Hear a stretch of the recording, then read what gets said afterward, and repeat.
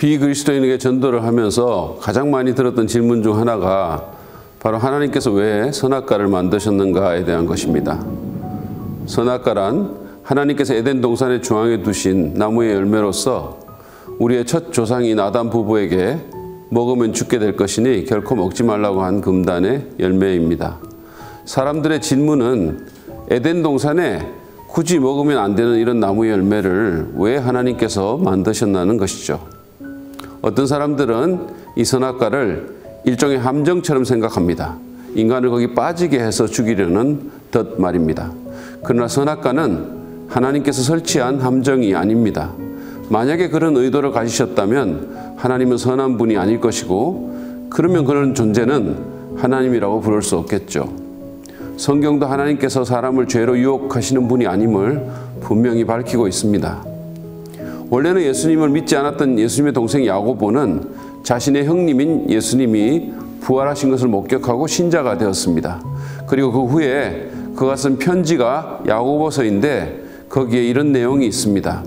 하나님께서는 악에게 시험을 받지도 않으시고 또 시험하지도 않으십니다. 하나님은 죄의 유혹을 당하거나 유혹을 하지도 않는 분이라는 말씀입니다. 뿐만 아니라 인간은 하나님의 걸작품이었습니다. 만물의 창조에 대한 이야기를 기록한 창세기 1장에 의하면 하나님은 인간을 당신의 형상대로 만드시고 매우 흡족해 하셨습니다. 그분은 자신이 만든 예술 작품을 너무도 사랑하는 예술가처럼 인간을 끔찍히 사랑하며 소중히 여기셨죠. 근데 왜 그런 사람을 죽이려고 함정을 만드셨을까요? 논리적으로 말이 안 되는 이야기입니다. 오히려 하나님은 그분께서 만드신 그 사람을 축복하시고 그들을 위해 엄청나게 관대한 공급을 해주셨죠. 최고의 동산을 꾸며서 그것을 에덴, 즉 기쁨의 동산으로 명명하고 첫 부부를 그 낙원에 두셨습니다.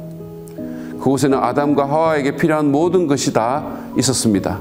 특별히 그분은 보기에 아름답고 먹기에 좋은 수많은 나무를 나게 하시고 거기서 나는 모든 것을 그들 마음대로 먹게 하셨습니다.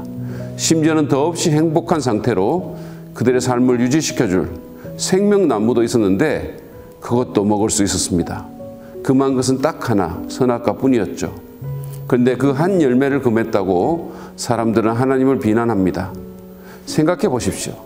당신이 여행을 가면서 가난한 외국 학생을 당신의 집에 들인다고 합시다. 그 학생에게 집의 모든 방과 시설을 공짜로 다 쓸 수 있게 허락하면서 작은 골방 하나만 건드리지 말라고 했다면 그것으로 당신의 관대함이 비난을 받아야 할까요?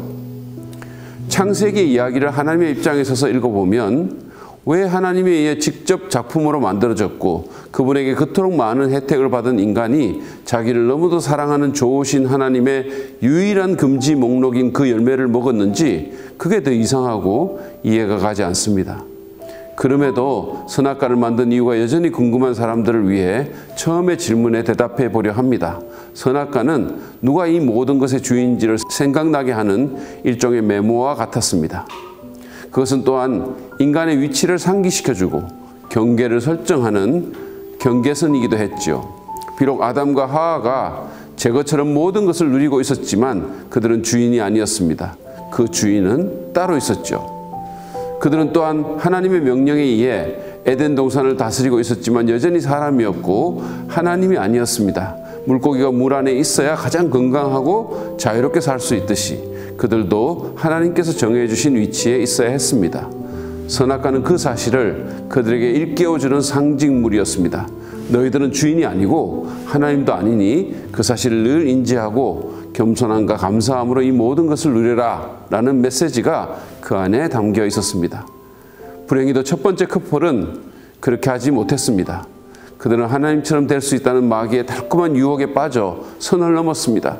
그래야 그들의 부부관계를 포함한 모든 것이 엉망으로 망가지기 시작했던 것이죠. 앞에서 언급한 외국 학생의 비유를 다시 사용하자면 그냥 그 집을 마음대로 쓰는 것에 만족하지 못하고 주인이 금지한 골방의 문을 따고 들어가서 집 문서를 들고 튀었다가 졸지의 감옥으로 떨어지는 것 같은 일이 발생한 것입니다. 선악과의 교훈은 분명합니다. 우리는 하나님이 아니고 주인도 아닙니다. 우리는 인간으로서 우리의 선을 지키며 살아야 합니다. 교만에 빠져 경계를 넘으려 할 때 우리의 인생은 고통 속으로 빠져들게 됩니다. 모든 것의 주인 되신 하나님을 겸손히 인정하면서 그분의 명령에 순종하는 가운데 내게 주어진 선물들을 감사함으로 누리도록 합시다. 그럴 때 우리는 에덴, 즉 기쁨의 동산 가운데 거할 수 있게 될 것입니다. 오늘은 여기까지 하겠습니다. 오늘 내용이 조금이라도 도움이 되셨다면 구독과 좋아요를 눌러주시면 대단히 감사하겠습니다. 감사합니다.